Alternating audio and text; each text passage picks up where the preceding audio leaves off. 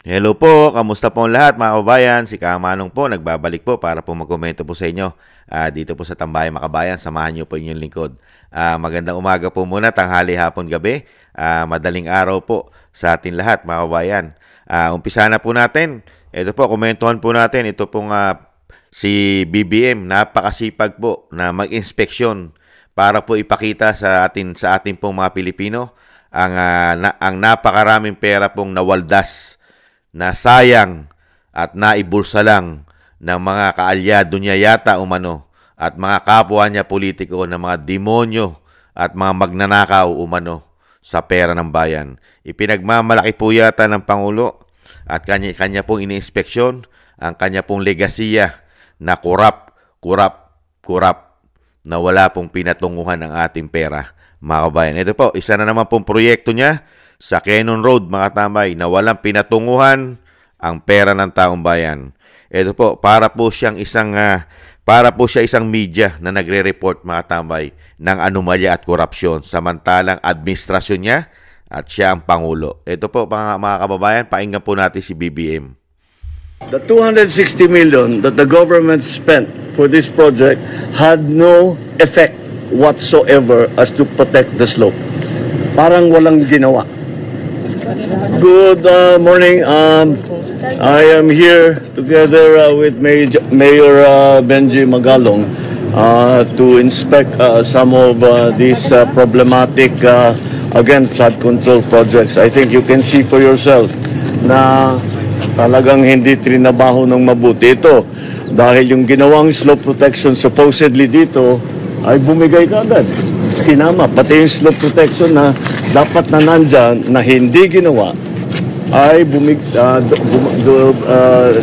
gumuho lahat ito, bumagsak dito, mabigat, nasira yung kalsada.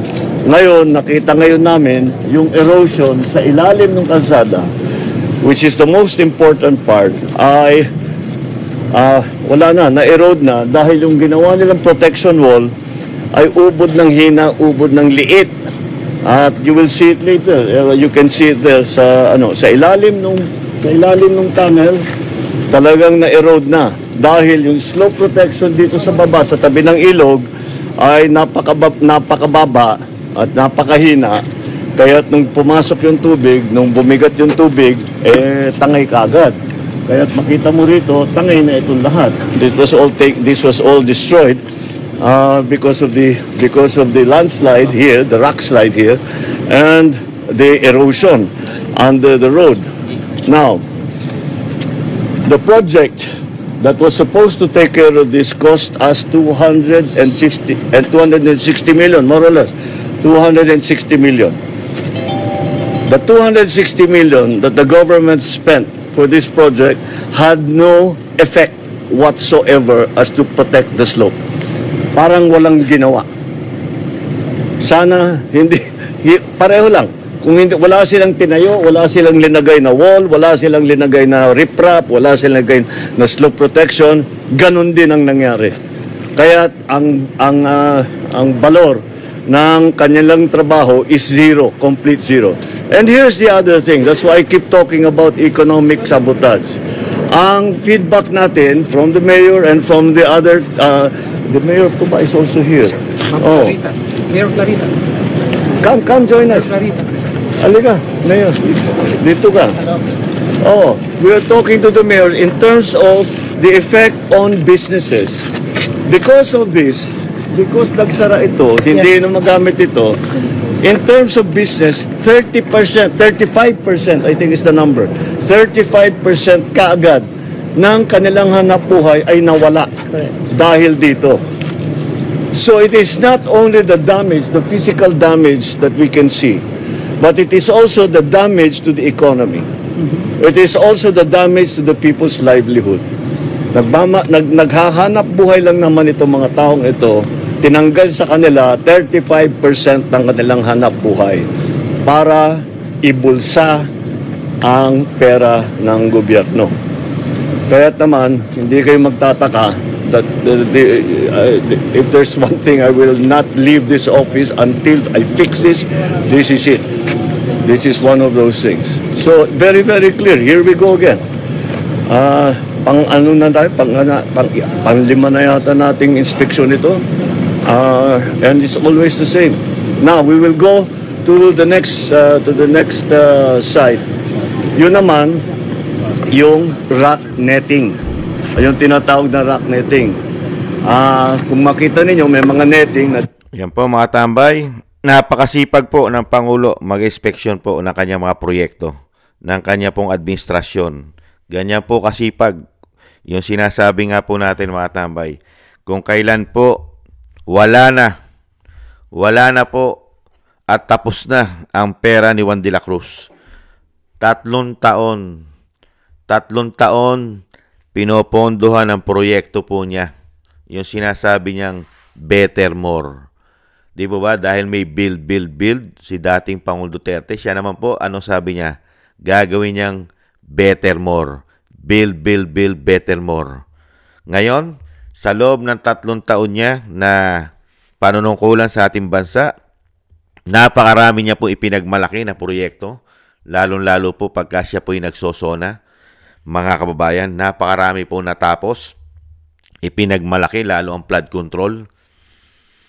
Yung pala mga tambay, ni isa, wala pala siyang ini-inspeksyon sa mga proyekto yata niya. Ngayon lang po siya nag-inspeksyon kung kailan po nilulubog na ang buong Pilipinas at may problema na ang mga Pilipino. Ganitong klase po ang ibinigay pong build, better more, mga kababayan. At sinasabihan niya po ngayon ang kanya pong mga kaalyado umano, ang kanyang mga politiko, kapwa politiko, na alam naman po natin, hindi naman po tayo tangat bobo at mga gago, mga tambay. Alam naman po natin kung sino po ang nagpopondo at kung sino po kumukontrol ng pera natin at kung sino po ang nagpapagawa ng pagawain po sa ating bansa. Di po ba pinangungunahan ng Commander-in-Chief ang DPWH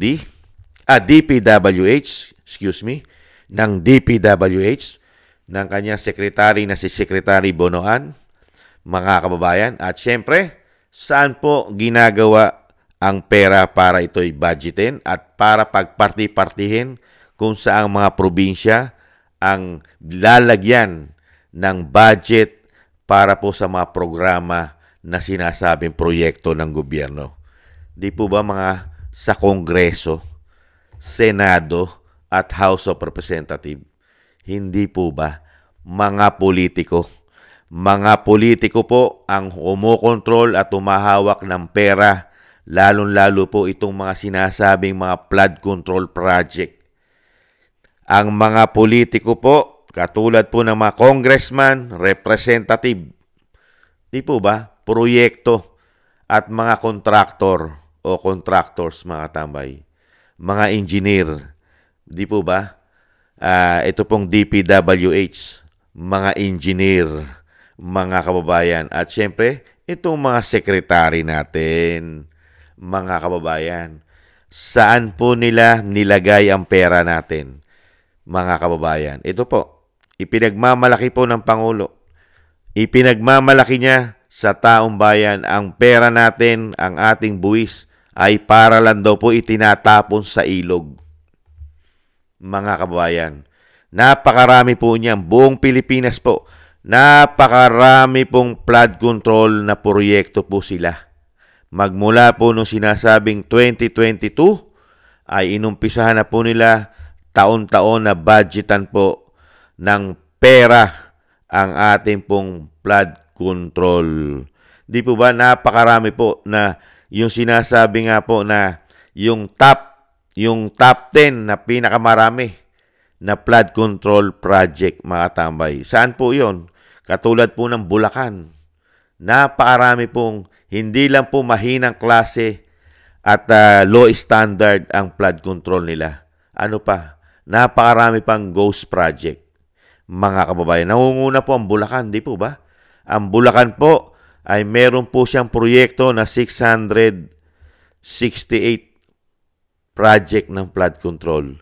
At sumusunod po ang Cebu, 414. Isabela, 341. Pangasinan, 313. Pampanga, 292. Albay, 273. Leyte, kung saan po nahandun ang kanyang pinsang speaker, 262. Tarlac, 258. Camarines Sur ay 250. At syempre ang kanyang probinsya, ang probinsya ng Pangulo ay Ilocos Norte ay 244. Napakarami pong inspeksyonin ng Pangulo na kanyang legacy na Build, Build, Build Better More. Libo-libo po ito.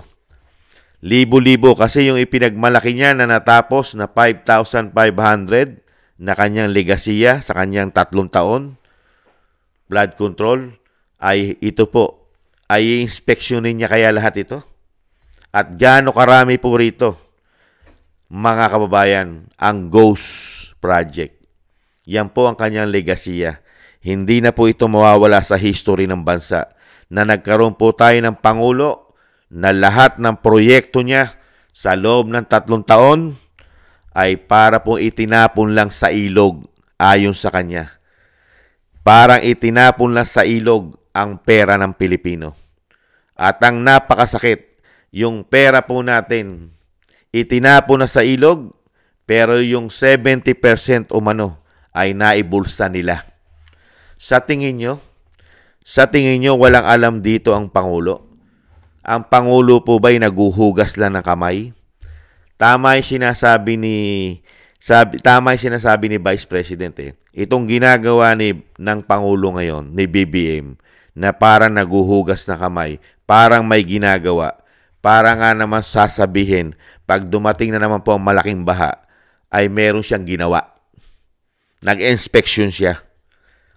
Binatikos niya yung mga proyekto na sinasabing naibulsa at kinurap na mga magnanakaw at mga demonyong politiko sa ating bansa. Yan po ang kanya po magiging alibay, sinasabi ng Vice President. Sa darating na problema natin, sa mga pagbaha, paglubog ng ating bayan, ng ating city, yan po ay pagmamalaki niya. Habang tayo nahihirapan dahil sa ginawa ng kanyang gobyerno pagpasok ng binagoongang Pilipinas, ng kanyang mga kaalyado na mga politiko sa Senado at sa Kongreso, na sila rin ang kumukontrol ng pera natin kung saan ito uubusin at bubuhusan ng mga proyekto na sinasabi nila. Yan po ang trabaho ng Pangulo ngayon. Imbis na paramihin ang proyekto natin, ang nagiging trabaho po ng Pangulo ngayon ay mag-inspeksyon ng mga kapalpakan na ang pera po natin ay nalulusaw at inatapon lang daw po sa ilog. Katulad dito, 260 million na para lang daw po itinapon sa ilog. Dito po sa Cannon Road, mga kababayan, papuntang Baguio po ito, mga kababayan. At ito po ay dinadaanan po, katulad po nung sinasabi ni BBM, yung mayor po ng Benguet.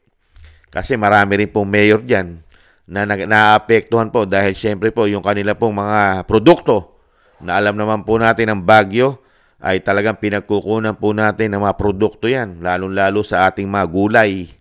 Hindi po ba na talagang kailangan nilang ibaba at ibiyahe para po makarating sa ating mga merkado o sa ating pamilihang bayan.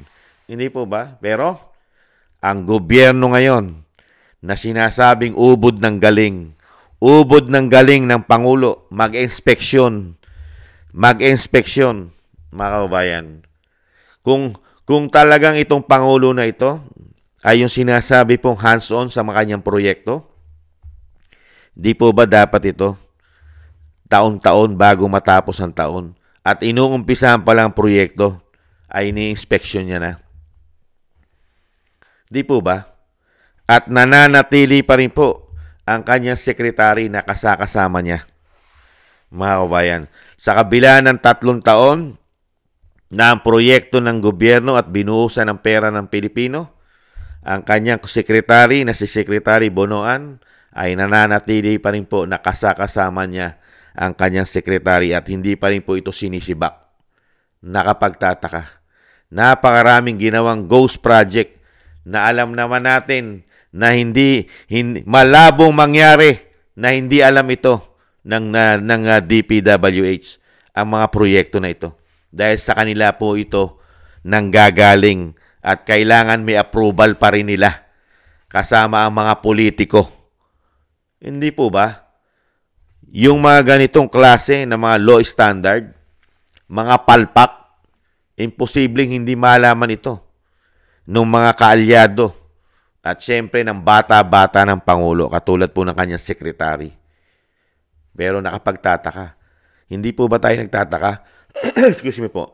Hindi ba tayo nagtataka mga kabayan? Puro inspection. Pero wala pong ipinapangalanan na malalaking pangalan ng politiko. Wala. At wala po talaga siyang urgent na talaga pong nagbuo siya ng isang independent body na mag-iimbestiga at pinangalanan niya na mismo ora mismo ang mga tao na ito, ang mga sangkot. Di ba? Ibang-iba po nung panahon ni dating Pangulong Duterte. Pinapangalanan niya agad at talaga sinisibak niya agad. Sinisibak niya lahat ang mga involved dito sa mga anomalya, korupsyon. Bakit po ngayon, mga tambay, mukhang ang Pangulo wala pang sinisibak at wala pang iniimbestigahan sa kanyang mga kaalyado. Wala na sinisibak ng mga sekretaris, wala pang pinapangalan ng malalaking pangalan ng mga politikong kumukontrol ng pera ng taong bayan sa mga proyekto na sila lagi ang nangunguna. Lalong-lalo po ang mga congressman natin na umahawak ng malalaking proyekto sa mga distrito nila. Hindi po ba? Pero wala pa pong pinapangalan ng malalaki at napakaraming pangalan sa nabanggit po natin.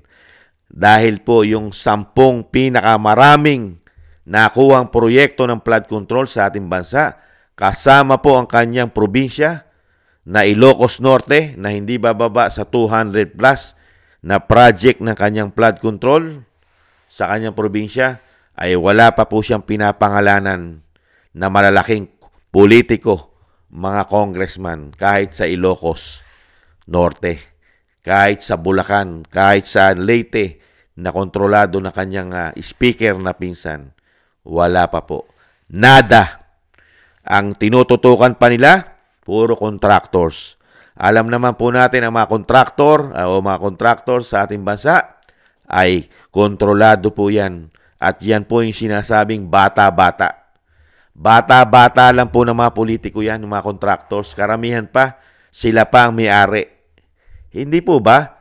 Tauhan lang nila yan. Utusan. Utusan lang nila yan. Susunod lang sa kanila yan, yung mga contractors. Kung ano sabihin ng mga politiko. Kung magkano ibibigay sa mga politiko, utusan lang nila yan. Yan po ang realidad dyan. Yan ang totoo dyan. Hindi po ang nagpapatakbo ng pagawain sa ating bansa ay mga contractors. Hindi po. Mga politiko at ang secretary ng DPWH at number 1 ang Pangulo dahil programa niya yan, proyekto niya yan. Siya ang dapat naka-hands-on dyan dahil ang lahat na magiging sablay at panggagago at pantatarantado sa ating pera, katulad nito na walang pinatutunguhan ng ating pera at umuutang pa sila sa sinasabing kulang ang pera natin para tustusan ang mga proyekto at programa nila. Sino po dapat managot? Tayong mga Pilipino? Magsusumbong lang ang Pangulo na ang ating pera ay itinapon lang parang itinapon sa ilog? Ganun po ba, Mr. President? Wala po ba kayong pananagutan ng 3 taon na kayo po'y naging Pangulo at ubod ng dami po ang hinahawakan yung pera na nanggagaling sa amin? Nasaan po ang intelligent fund nyo, ang confidential intelligent fund nyo na wala pong silbi? 4.5 billion ang hinahawakan nyo, hindi bababa. Wala man lang kayong nakikita. Kung kailan lang kayo nag-inspeksyon, ubos na ang pera ni Juan de la Cruz ng 3 taon, kasama pa ang mga inutang ninyo na kami magbabayad. Ngayon lang kayo magkakaroon ng sinasabing napakahusay at nag-inspeksyon kayo sa mga proyekto ninyo. Unbelievable. Ngayon, mangangako na naman kayo sa amin na hindi nyo iiwanan at hindi nyo pababayaan at tatapusin nyo ang mga ganitong klaseng mga anomalya at ipipix nyo ang problema ng Pilipino. Paano po yun? Nasaan na po ang mga pera na isang damukal, trilyon, daan-daang bilyon? Wala lang. Ngayon, panibago na naman pera, programa at proyekto dahil aayusin na naman. Di gano'n naman po karami ang perang ibubuhos na naman namin at uutangin na naman ninyo para dito sa sinasabing mga proyekto na nawalan ng saysay at itinapon sa ilog. Unbelievable. Ano pa ang matatapos ninyo? Mag-4 na taon na kayo. Pasakit, pabigat, isang damukal na utang ang iniwanan nyo lang sa amin. Ito lang ang ipinagmalaki nyo na build better more. Mahiya naman kayo. Yung sinasabi po ninyo sa SONA at napakadalas nyo sabihin sa inyo pong interview, mahiya naman kayo sa mga Pilipino. Hindi po ba dapat kami ang magsabi sa inyo, Mr. President, mahiya naman kayo sa amin bilang kayo'y Pangulo? Wala po ba kayong kahihiyan sa Pilipino sa ginawa ng inyong administrasyon? Wala po ba kayong kahihiyan? Ang kapal po yata ng mukha ninyo, Mr. President. Kung yung mga kaalyado nyo, yung mga tauhan ninyo na sumusunod sa inyo ay napagsasabihan nyo na mahiya naman kayo, ang kakapal na mga pagmumukha ninyo. Ninanakaw nyo ang pera ng taong bayan. Kayo po ba? Nasaan po ang inyong pagmumuka? Hindi po ba mas makapal ang pagmumukha ninyo, Mr. President? Hindi po ba kayo nahihiya? Mas marami po ang hinahawakan yung pera ng opisina ninyo. Pero ganito lang po ang ibinigay nyo sa Pilipino. Puro pagwawaldas, puro korupsyon ng inyong gobyerno na kayo na mismo nagsasabi. Talamak ang korupsyon. Wala po kayong nagawa ng 3 taon. Ngayon lang kayo magmamalaki. Natutugisin nyo. Samantalang ilang buwan na magmula na kayo nagsona. May natugis ba? Puro investigasyon pa lang. Di po ba, Mr. President? Investigasyon. Iniimbestigahan na sa Kongreso, sa Senado. Ang mga iniimbestigahan ay kung sino po ang involved sa korupsyon na karamihan ay kaalyado pa niya. Kaalyado pa niya. Yan po mga tambay. Kung sasabihin po ng Pangulo na mahiya naman kayo, ang tanong po natin, nasaan na po ang kahihiyan niya? May kahihiyan pa ba siya sa mga Pilipino? O mas makapal din ang pagmumukha ng Pangulo? Katulad po ng mga magnanakaw at mga demonyong politiko sa ating bansa. Pakapalan na lang po ba ng muka, Mr. President? Pakapalan na lang po ng muka. Daan-daang bilyon, trilyon, ang sasabihin nyo lang sa amin, parang itinapon lang sa ilog, samantalang kayo lahat ang may kontrol niyan. Umpisa pa lang, unang taon pa lang, kung talagang palpak lahat, nakita nyo na ganyan kapalpak, pinagtagal nyo pa ng 3 taon? Ano ang ginawa nyo? Kaya tuloy ang bansag sa inyo, lalong-lalo ng dating Pangulong Duterte. Meron tayong Pangulo na weak leader, mahinang klase na leader. Yan po ang sumasalamin sa inyo ngayon. At meron pa kayong karga-karga na issue na pulburon at coke, mga kababayan. Maraming salamat po sa nakagusto po ng ating Tambayang Makabayan sa YouTube at TikTok. At ganoon din po sa mga subscribers po natin. Thank you po sa inyo. Mabuhay po kayo. At sa mga magsusubscribe pa po, thank you po. At sa mga nagko-comment, like, share, and subscribe, thank you po mga tambay. At thank you rin po sa mga biyaya at pangkape na binibigay nyo po sa inyong lingkod. Shoutout po, Gay at Siena, Norma Garcia, Michelle Yamaguchi Vlog, Rosalina RK Team 888, Wills Bubbles 5697, si Arpel Villacorda, Teodorico Erguisa Jr., si Ani Jo, ako si Pilam, Jovelyn Watanabe ng Japan, si Jem Aris ng United Arab Emirates, Baby Roman, Ate Isa ng Cagayan, Julieta Silona ng Sydney, Australia, Gina Ray Solidides ng Berlin, Germany, Jake Yahut 4531 ng Maisog, California, USA, Eric Hersio ng Canada, at si Kingston 123 ng Hong Kong. Maraming salamat po sa inyo mga kababayan, at ingat-ingat po kayo sa inyong mga paggawa mga kababayan. Thank you po. At syempre po yung panalangin at dasal po natin mga tambay, sama po natin na maingatan po ang pamilya Duterte, ang ating Vice President, mailayo po sa kapahamakan. Ganon din po ang ating dating Pangulong Duterte na madugtungan pa po ang kanyang buhay at kalakasan at makabalik po sa ating bansa sa lalong mabilis at mailayo rin po siya sa kapahamakan mga kababayan. Maraming salamat po sa mga dasal at panalangin. Tayo rin po ay mag-ingat mga tambay at magdasal nang tayo po ay maingatan at ang ating pong sambahayanan. At muli po mga tambay, maraming salamat po. Ingat-ingat po. Paalam. Bye-bye.